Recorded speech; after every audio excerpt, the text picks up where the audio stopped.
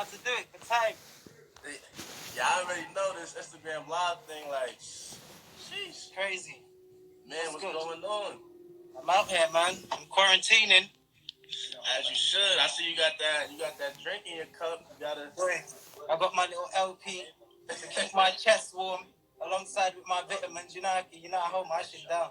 Oh yeah, definitely gotta stay toasty in this type of situation. You have to. Yeah, man, so what's going on? You and the family good and everything, yeah? Yeah, we good.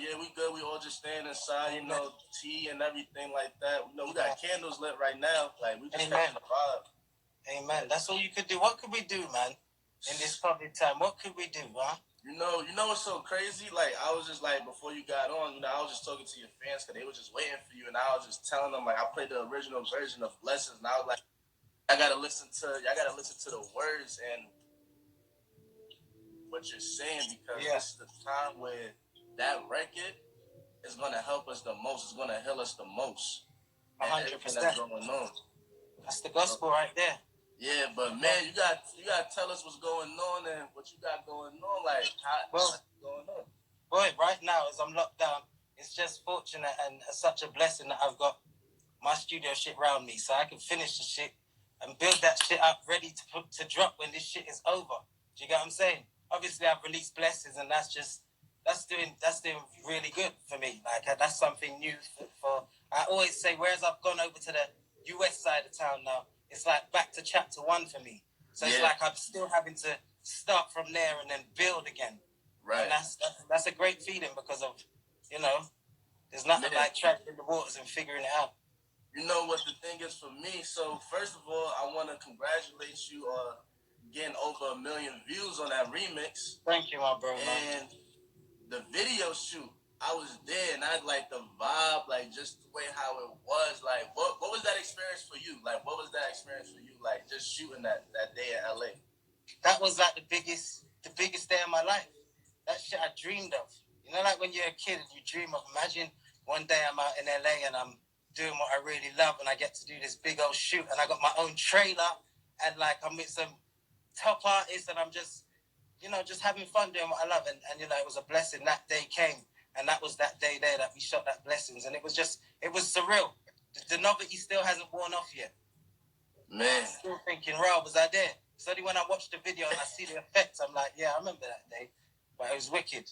Man, I know it was dope. Even like recording that record for you, like, cause it's like I never saw something uplifting get flipped to a remix. That's whole, but still uplifting. So it's like, for the way y'all did that, it's crazy. Shout out to Mark on that one as well, because Mark said, yo, like, this is the appreciation. That's what we're doing now. Like, everyone gets it. It's a blessing. We're counting our blessings with that first acoustic joint. We'll get that message out to the world, which is a very strong message. But let's show the appreciation now with a celebration. Understand? So then you turn it up. Get my boy Davido, French on that. Flip it. Turn it into a joint where when you do go to the club, you can bop to that as well. You get me? Right.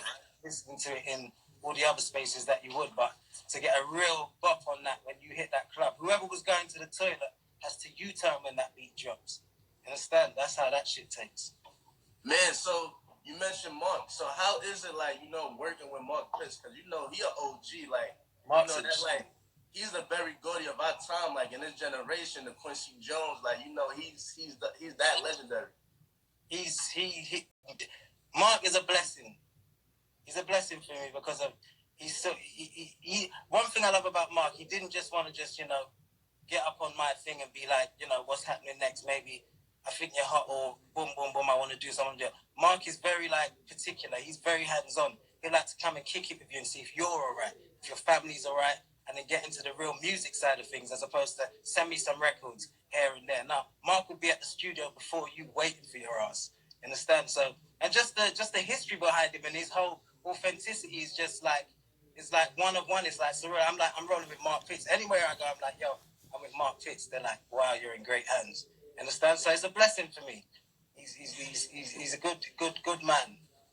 Good man. Man, that's super dope. Like, for me, like, I'm from the US, so like when I first heard about you, like, I always want to ask you, like, how is it out there in London? Like, you know, like a lot of things. I feel like I'm from Brooklyn, so I know like Brooklyn and London has a lot of similarities. But I want to hear actually from somebody from London who could kind of explain for me, like, what was it growing up for you, the music that like influenced you to create, like things like that. Like, what inspired you out there?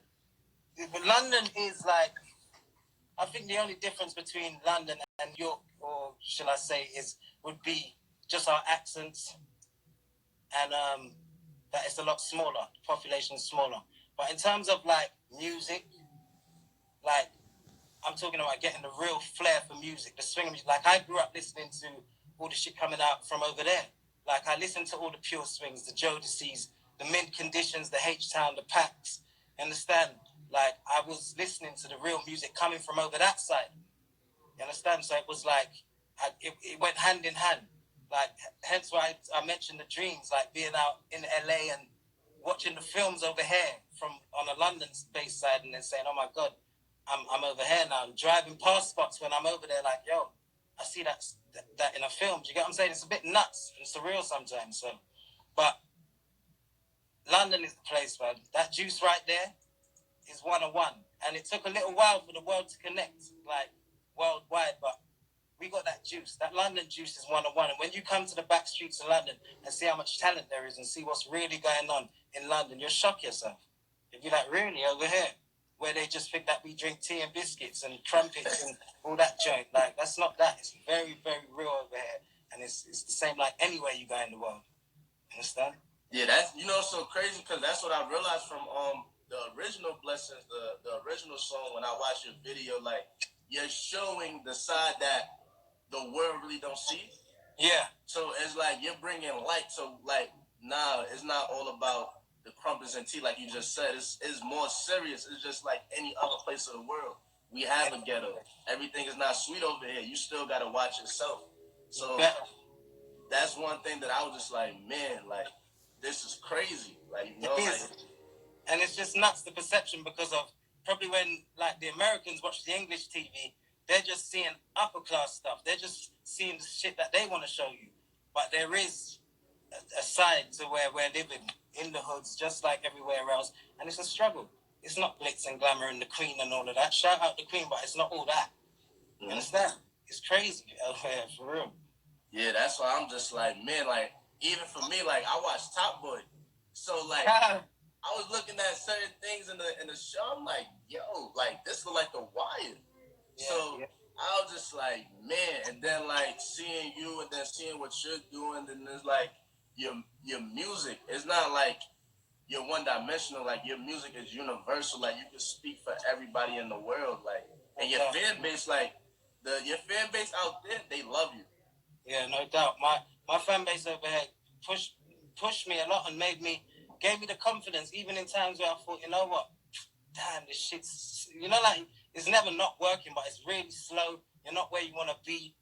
Like, you might take a trip to the top of the road, and in that space of time, you might see 10 to 20 people that come over to you and say, you know what your music does and how it makes them feel, and never stop, and make sure you keep doing what you're doing. That shit makes you go back to the studio and write madness. Probably that's the thing that happened before I wrote Blessings.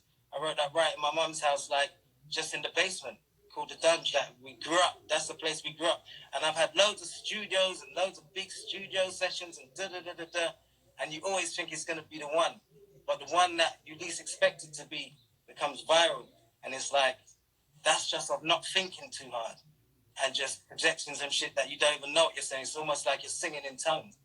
And that's how that came. And you know, it's so crazy, like piggybacking off of what you just said, because like what you just said just gave me goosebumps, because it's like the thing that I feel like the reason why people love your music and I love your music